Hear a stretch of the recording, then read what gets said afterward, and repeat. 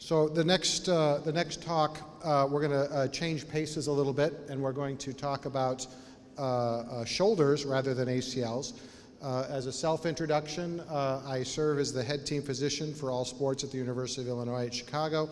I also have the pleasure of attending the Olympic Games with the United States team this coming year in Rio, and so I've had a variety of different benefits. Do we have our first slide? So my goal for you over the next few minutes is really to talk about shoulder injuries in overhead athletes. When is surgery a good choice, and when should it be avoided? I have no corporate disclosures. I will admit that our department gets some corporate supports for resident education and for some research. I serve on the editorial board for a variety of different journals, and I am a visiting surgeon to Aspetar. Now, we just had a couple great talks on ACL injuries, and I think certainly a lot of the people in the audience are the common athlete in the region is going to be soccer players, and you say, why did you have this guy talking about shoulder problems here? But clearly, there are other at-risk sports that are going to be at risk in the GCC community: swimming, tennis, handball, volleyball, javelin, cricket, rugby. And then for me, near to my heart, baseball and American football all place us at risk of shoulder injuries. So some key questions that you want to think about when thinking about surgery and returning athletes to sport. Have less aggressive but equally effective alternatives been exhausted? Have all risks and benefits been considered in terms of the surgery choices? And is the measurable outcome, which is really our goal for athletes, is return to play, is it a realistic goal? So are we targeting it properly with surgery or not? And then will the athletes suffer if surgery is delayed? And I think we had a couple talks in terms of the pediatric athletes. Certainly, I think that we were told that if you don't do ACL surgery, there's a higher risk of meniscus problems. So it's certainly a consideration. So in terms of the shoulder, you want to think about a few different categories: instability, internal impingement, classic impingement, tendinopathy and ruptures, and something I call the clavicular complex, which is going to be anything along the clavicle, AC joint injuries, clavicle fractures, and SC joint injuries. So if you could hit the video there. So my question, we're going to now, we do need audience participation throughout this talk, so you're going to have to participate with me. Here we have a young lady. She has obvious posterior shoulder instability. She actually has a sulcus sign, so she's loose inferiorly. So you got to raise your hands and give me a vote. Do you want to avoid surgery? Do you want to consider surgery? Or are you going to recommend surgery for a multidirectional, unstable athlete? So I see, got to vote. I see ones and twos. So I see some considers, some avoids. For me, in terms of multidirectional instability, my first line is going to be avoid. Now, sometimes you're going to have to consider it. In terms of the outcomes with physical therapy for multidirectional instability, not grossly unstable or have a gross dislocation, 79% success rate with physical therapy. Giles Walsh, in an old study, showed that there was a 48% failure with surgery. Clearly, we're better at that nowadays, but we have to respect the fact that surgery for multidirectional instability is a problem. And in fact, then if we look at our full outcomes of saying, are they able to return to play after you do some type of a stabilization surgery for multidirectional instability, and it's really only about 32% that are able to return to play. And so if our ultimate goal is return to play, again, probably try physical therapy first. So how about this person who's a speed skater? He gets tossed into the wall. He sustains a shoulder dislocation the first time. He has an acute shoulder dislocation. Back to the crowd, we get to vote again. Avoid, consider, or recommend surgery. I'm going to give you feedback as I look around the crowd. I'm getting mostly twos and ones. Some of you aren't participating. So what do we know? At this point, I would actually consider it. We're going to talk about some of the potential different reasons for an acute shoulder dislocation of why you would want to consider surgery. And there's going to be pros and cons.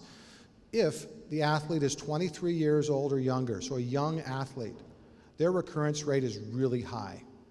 There's going to be other factors, and we're going to talk about some of the anatomic factors, but for a first-time shoulder dislocation, 72% risk of recurrence. If you're older age 30, so if you're mature, then your recurrence risk changes. It goes down to less than 27% if you're 50 years old. And so the other thing we have to pay attention to as overall outcomes is if you have recurrent instability, so we don't want it, so you may think about surgery for fixing it, is because recurrent instability, going out multiple times, 40% of the time they're going to get arthritis. And so for me, I'm going to start thinking more and more about actually fixing my first-time dislocators. And I'm telling you, this is a little bit debatable, but there's some very good reasons why. So the surgical treatment of first-time dislocators and doing a reduction, they have improved pain and functional scores, and they're significant compared to non-surgically treated patients. The risk of recurrence is reduced. So before we said in the young athletes, for some arthros up to 90%, we said 72%, but it can be reduced by 76 to 90%. So most of the time they actually become stable.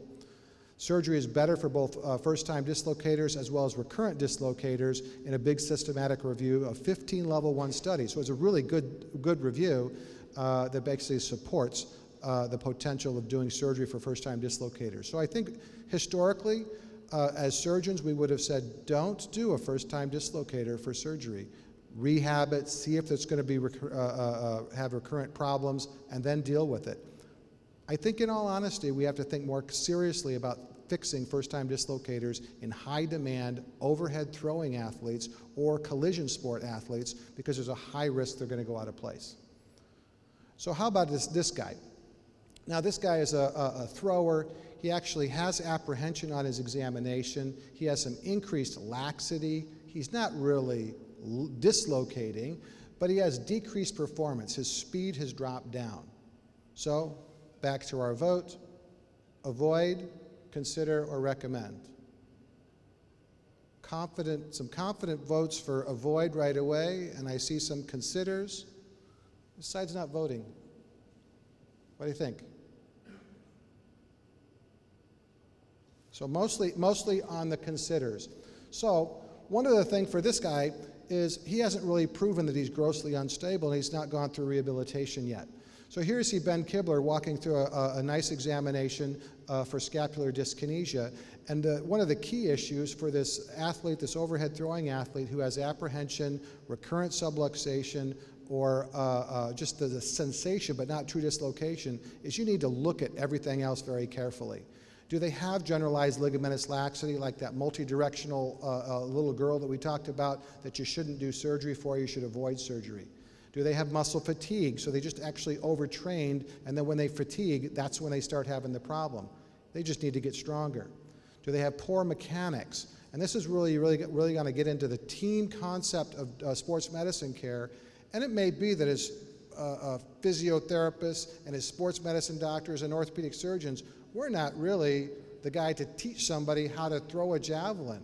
So you need to communicate with your coaches to make sure that they're actually doing these maneuvers properly. Core weakness is probably key. And part of my examination for all of these is going to be looking for scapular dyskinesia, but particularly assessing their core, doing single leg balances on stable and unstable surfaces to see if their gluteal strength and their push-off for throwing is intact. So most of the time for these early onset sensation of instability athletes, I'm going to avoid them and I'm going to look at rehabilitation first. So when do I consider instability? Actually thinking about, golly, you better send it to the surgeon, this should be fixed. We talked about the first-time dislocators, and they said that there's some debate. Clearly, if they're recurrent dislocators, it's gone out multiple times, they're causing a problem, they need to be fixed. If they have significant lesions on imaging studies, like a Bankart lesion where they actually have pulled off the soft tissues on the front part of their shoulder, or potentially they actually have broken off tissue, particularly if it's more than 20%, these are going to be grossly unstable, and these are guys that we have to think about surgery. Here you can see another picture arthroscopically of a large glenoid fracture. This guy's going to be unstable. He's not going to be treated. He's not going to go back to throwing sports. He's not going to go back to collision sports. He's going to have recurrences unless he gets fixed. A large Hill-Sachs lesion, this is kind of the opposite thing. First on the front, you rip off the soft tissues or break the glenoid bone. On the back, you can get a big dent in the back of the humeral head. This is a Hill-Sachs lesion. De Boer and Burkhardt showed actually, if it's very large, we should fix it. But he also showed that if you try to fix it arthroscopically, or better said, if you just fix things anteriorly arthroscopically, you have a very high recurrence rate because as they externally rotate, they fall into that defect and they dislocate again. So you may have to do some type of a procedure, either filling that defect with bone or what the French taught us, a remplissage procedure where you actually can take some of that capsule in the back and repair it into there to prevent people from falling into that. But either way, with a large Hill-Sachs lesion, you may have to think about surgery. And then naturally, if it's irreducible, you try to reduce it, it won't go out, it won't go back into place. That needs to be fixed. So here's another vote for you. Here is an X-ray. Hopefully you can see it. Acceptable, thumbs up. Not acceptable, thumbs down. Pardon? Oh, you're just looking right now at this AP of the shoulder. You have an AP of the shoulder. I'm not going to give you any other view of the shoulder. You just get that view. Thumbs up or thumbs down. I'll tell you, my surgical colleagues don't like this. My sports medicine colleagues don't like this. I think some of my physios don't like this. That's really good because what we're missing is a posterior shoulder dislocation. Now this is really important because oftentimes it's easy to miss. They're moving their arm. In a common X-ray in the emergency room, sometimes the emergency room doctors are missed, and if you leave it dislocated, it's a significant problem. So, predicting post-op outcomes for these instabilities, recurrence risk after surgery related to bone defect, pre-existent multidirectional instability, repeat traumatic events, and overhead and contact athletes, all of those say that they're going to have recurrent problems unless you get them fixed. There's been a big debate about open surgery versus arthroscopic surgery, particularly in collision sport athletes, so like rugby, and potentially overhead throwers. The challenge is that probably open surgery with bony procedures probably gives you a better chance of keeping the shoulder in place. Problem is, it's a higher risk of loss of motion.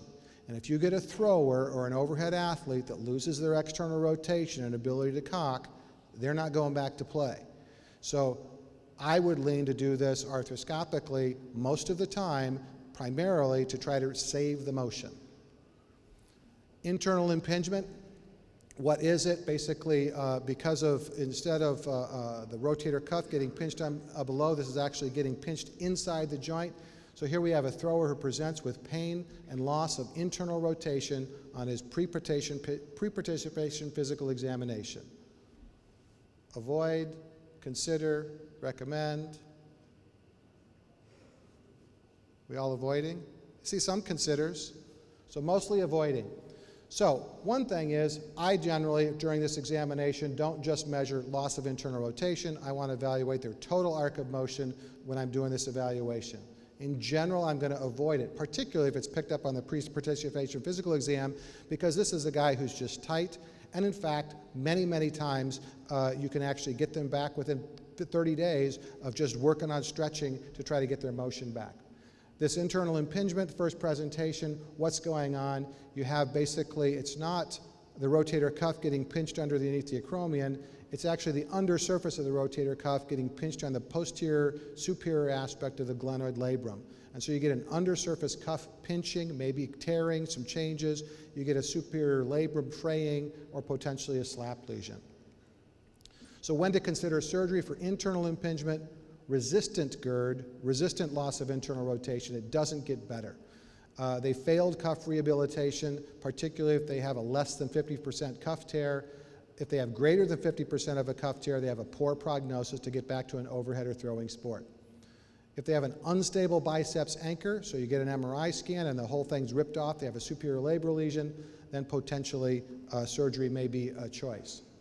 What are the outcomes for internal impingement? 80 to 90% if it was resistant and they have a capsular release are able to return to play. Pretty good. 50 to 85% if they had return to play if they had arthroscopic debridement and partial cuff. So if you have a partial cuff pathology, the cuff's already involved, their return to play rate drops. If their cuff pathology is on the bursal side rather than the acromial side, again, a higher failure rate. So the more the cuff is involved, the more the poor prognosis. So what about SLAPs? This is the second part of this internal impingement, the superior labral anterior posterior lesion. Basically, you can see a variety of variants there. When they get in this internal impingement position, basically you peel off that superior labrum and the biceps anchor. It's actually a really interesting problem because when it was originally described, the total number of percentage of or risk was maybe about a 1 to 3% incidence. For some reason in the United States, I think it was because we had too many surgeons, about 10% of the shoulder cases on boards was a SLAP repair. There was a disconnect here. We're doing way too many SLAP surgeries. Why was that?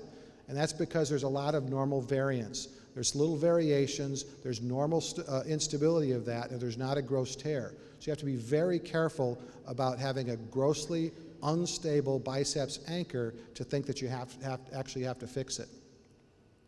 So what about one of the hottest topics in terms of the SLAP is, do you do a superior labral repair it back down anatomically, or do you do a biceps tenodesis?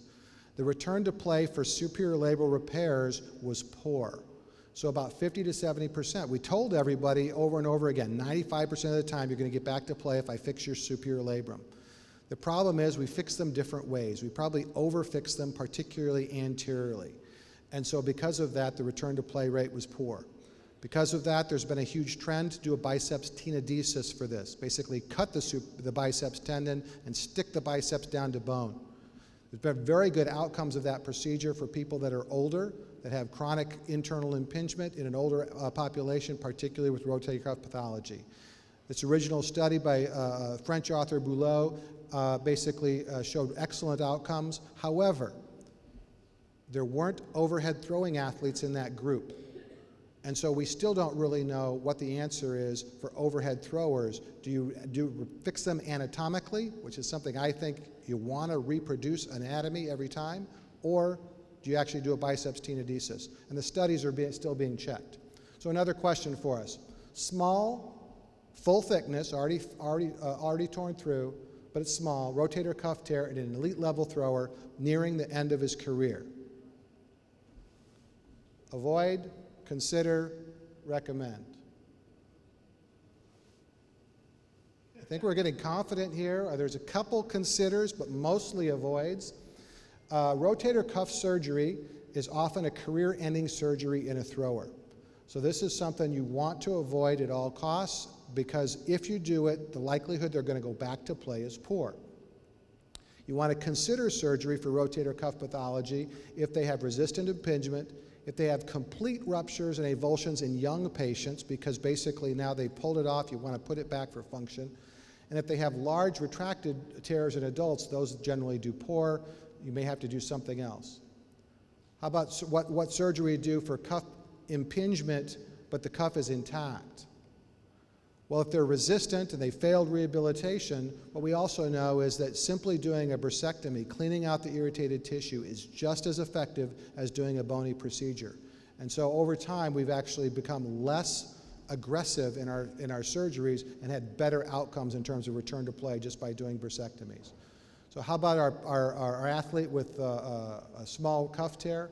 This is actually a pitcher by the name of Bert Blyleven, who I was actually involved, and I wasn't the lead surgeon, but I was involved in his surgery. He actually had a small cuff tear, and he told his surgeon, because he knew, because actually the athletes generally know, because they know buddies who had this problem and didn't get back. And he said, you can clean it out, doc, but do not fix my rotator cuff, because if you do, I'm not getting back. He actually got back after just a debridement. He played 2 more seasons and then made the Hall of Fame. So how about tendinopathy and ruptures as we wind down to our last couple different topics? Elite level handball player with pain over his biceps tendon, pain with resisted supination. Avoid, consider, recommend. My front row's voting 2, they're considering. So now we're considering, kind of depends. And I would actually completely agree. For tendinopathy, it's going to completely depend in terms of how we want it, what we want to do. So you might avoid, you might consider, you might recommend. That the treatment for these types of problems depends on the age of the patient, the demands of the sport, prior treatments, specific tendon involved, location of the injury, and quality of tissue. Does everybody recognize this gentleman who put on this wonderful meeting for us and organized it? This is Dr. Popovic back in his younger days when he was a world champion.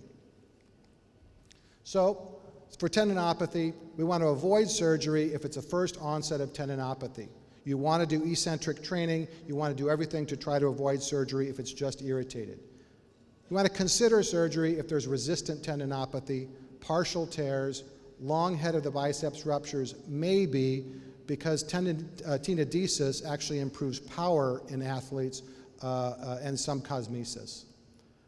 These are the ones that for a tendinopathy and tears that you want to do surgery for: a pectoralis rupture, latissimus ruptures, subscap ruptures, deltoid avulsions. All of these things are going to have significant dysfunction for your athletes, so they need to be fixed. So, clavicular complex, this is an American football quarterback. He's tackled, thrown into the ground, sustains a grade 3 AC separation. Avoid, consider, recommend. Well, these guys all want to avoid. These guys are considering. We got a kind of a mixture between avoid and consider. So I would actually consider it. Let's talk about the pros and cons. Avoid surgery. If they have scapular dyskinesia, you want to treat that. If they have a grade 1 or 2 or small strain, you don't want to do surgery for those. AC and SC joint separations in kids are physeal injuries, not true ligamentous injuries. You want to avoid those. Most sternoclavicular separations, if they don't have neurovascular complications, probably treated conservatively. Grade 3 separations, like our football player, debatable. Some people fix them, some people don't. Midshaft clavicle fractures, some people fix them, some people don't. So, how about grade 3 AC joint injuries? No difference in strength, so why do it, according to Jimmy Tabone. Risk of persistent pain if treated non-surgically, so that's a potential reason to think about it. There's 20% improvement in outcomes and return to play with surgery, according to Weinstein in an older study. I will tell you that most docs don't fix grade 3 injuries, and the surgery actually is the same 4 to 6 months from now than it is right now. So I tend to treat them non-surgically unless they have problems later. How about displaced clavicle fractures? This is actually a relatively new topic, because we used to tell everybody you have a displaced clavicle fracture. If you put the two ends of the bone in the same room, they're going to heal. Don't worry about it. What we've learned, though, is that operative treatment actually reduces the risk of non-union. Operative treatment reduces the risks of malunion, where it's actually crooked. Surgery leads to faster healing and return to play. What's our outcome for return to play? Actually a little faster if it's fixed. And there's little evidence to support improved long-term functional outcome. However, if you leave it short, they tend to be weaker. So what do? Here's some recommended surgeries: grade 4 to 6 AC separations, open or irreproducible clavicle fractures, sternoclavicular joint separations with neurovascular compromise, all require surgery. So some other issues to think about: scapular winging and dyskinesia. Always do rehabilitation. You want to avoid surgery, especially in elite level athletes. Why? Because muscle transfers to try to correct it are very poor. They're probably not going to return to play. Proximal humerus fractures in adults, if it's displaced, need to be fixed. In kids, there's a relatively good chance of remodeling. They could be treated conservatively. So you want to think about all the risks and benefits that considering with shoulder surgery. Will the athlete suffer if the surgery is delayed? Things like displaced fractures, avulsions, fixed dislocations. Is the measurable outcome the realistic goal? It's particularly return to play for our athletes. So, I'm not sure if you can click that. If you didn't attend Dr. Boris's breakout session, I am going to advertise here a little bit. If you want to learn more about shoulder exams, all you need to do is go to YouTube for BJSM videos, and you can walk through. I have knee exams and shoulder exams available for you, so you can try to tune them up. And then ultimately, I just encourage you to stay focused in case there's any problems. Okay, thank you very much.